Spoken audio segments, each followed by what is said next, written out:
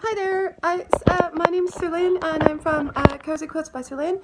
I'm filming part 3 today of my YouTube tutorial series how to make a quilt or a cot quilt if people want to start out with a cot quilt, but I'm going to be making like a small double-sized quilt, and it's going to be all the same idea and all the same principles. So if you just want to follow along, and this is part 3, and part 3 is all about fabrics and what kind of fabrics there are, what's a fat quarter bundle, and where do you buy fabric, and how much is fabric. So I'm just making some notes. I have to film this by myself because my kids complain. I'm home by myself today, and my kids complain that it's too hard for them to hold the camera for a long time and their hands get tired. So it's just me. It's just me filming by myself, but it doesn't matter. It's getting done. Okay, so right, what is a fat quarter bundle? Okay, so a fat quarter bundle is this. Okay, it's a bundle of fabric, right?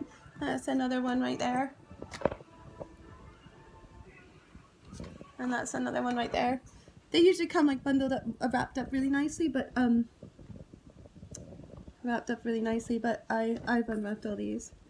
So it's a so what it is, it's a bundle of fabrics cut to a certain measurement, and the measurement is 22 inches across and 18 inches down is the measurement of a piece of fabric in a fat quarter bundle. And the reason they call it a fat quarter is because it's a quarter of a meter, but it's a little bit more than that. So you're getting a little bit more than a quarter of a meter. And normally in a fat quarter bundle, you can get either 4, 5, or 6, if you're really lucky, 6 pieces of fabric in a bundle. A place in the UK called Aldi, A-L-D-I, but kids say I always pronounce it strange and they don't know what I'm saying, but because I'm Canadian.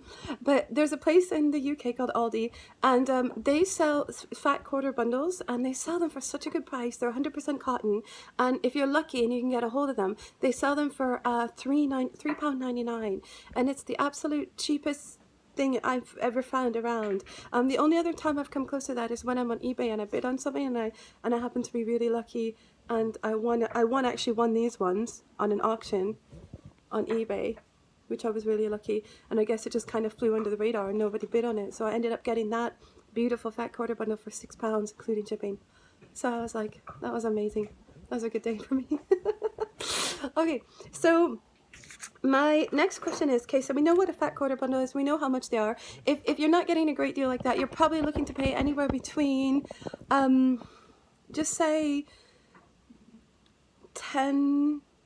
8 to 15, depending on the fabrics. If they're like a really designer fabric, you could probably maybe even pay even more than that. I don't really work too much with designer fabrics, just because, like I said, this is like quilting on a shoestring, which is what I'm always doing. But you could probably pay even more than that. With anything in quilting, whether it's your quilting supplies or your fabrics or your wadding or your backing, or there's always like, there's no limit to how high you can go in money. There's something out there for every budget and every person. I'm kind of always on a budget, so I'm always looking for good deals and bargains wherever I go. So there's no limit. When you get into the really high fabrics, oh my gosh, you could be paying tons of money for these designer fabrics. I've seen them before. So but this is not this is not that video. I am not your YouTuber. If this is if that's what you're looking for. Okay, so moving on. What different types of fabrics? Okay, I'm going to show you really quickly a couple different types of fabrics. There's loads of types of fabrics in the world. There's loads. I know a few. I know about half a dozen different kinds of fabrics. For quilting purposes, I'm only working with two different kinds of fabrics, and the first one is 100% cotton, and the second one is polycotton. And lots of times for my quilts, I'll end up using a mixture of both as well. And nobody knows. If you're not a trained eye or a quilter yourself or a long time sewer, you wouldn't know. Like my family and stuff who don't sew, they would never know the difference. So I'm going to show you some examples of what two fabrics look like. So I'll show you some 100% cottons. I'm going to turn my camera around. Okay, so that's the 100% cotton right there. Okay, beautiful. That's 100% cotton. Okay. Just trying to find some polycottons too. just a second here. All these that I'm working with today from my son's quilt that he's asked for, and he has picked this by himself. These are all polycottons, not that, sorry. These are all polycottons that my son's picked for his quilt. Polycotton. This is what he wants. It's up to him. I didn't have a hand in his choosing, so so this is somebody actually gave me this to design a quilt for them. This is absolutely beautiful. It's called wax. It's 100% cotton, but it's a wax cotton, so it's got an incredible feel to it. And they were really lucky. Whoever gave them that, they were really lucky. So I'm going to be making a quilt of that in the next couple of weeks too. And I might do a YouTube tutorial on it too, just because I think it's interesting. And we'll do it from zero to quilt, and it'll be fun to like design it and stuff like that too. So I think that'll be one of my projects in the next little while. So okay, so polycottons and cottons, those are the kind of fabrics we're going to be working with when we're quilting. Wadding. Okay, I've got some examples here for you to look at. This is what I work a lot with, and some people, quilters, would be like, oh my gosh, I can't believe you would use that, but I do it all the time, and I don't have any qualms about it. I've made probably close to 100 quilts with it now. It holds together nicely for me. I like the feel of it. It's fluffy, it's soft. Some people just wouldn't use it because it's not like an expensive thing, but for me, I use it all the time. It's called polyester wadding, and you can buy it in any fabric store. You can buy it in 2, 4, or 6 ounce. I always buy the 2 ounce because anything other than 2 ounce, it's right there.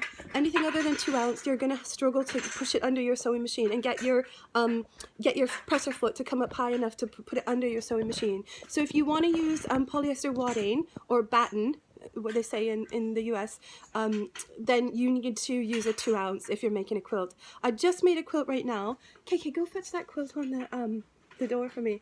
I just made a quilt with it right now. It came up absolutely beautiful. The only problem with this quilt is that my son helped me baste it, and there was a quilting pin that got left in it.